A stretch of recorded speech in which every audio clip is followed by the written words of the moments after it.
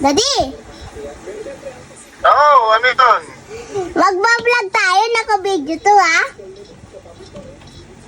Ano naman pa-vlog mo na yan? Basta may tatanong na ako sa'yo. Sige. Daddy, ano ba ibig sabihin ng ano? Ng one for all for one? Anong ibig sabihin nun? Para sa lahat. Ala bang ibang ibig sabihin? Wala. Okay. Akala ko kasi kapag galit si mami sa isa, damay-damay na. Katulad ay kunwari galit sa si mami. Tapos madadami na kami ni kuya.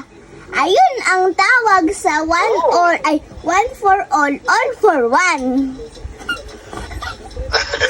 Ganun nga. Para sa lahat nga yun.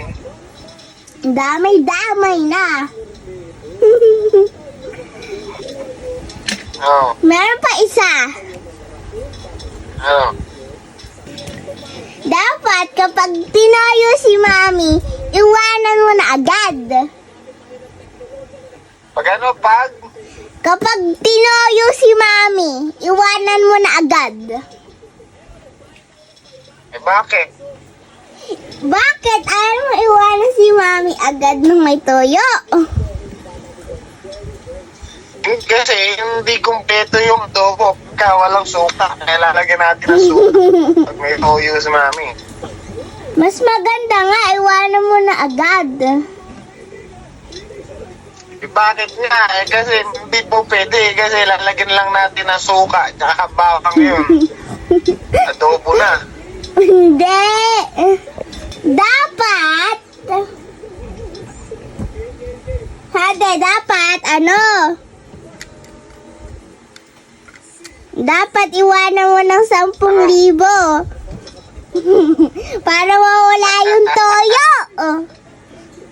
Ano ba yun?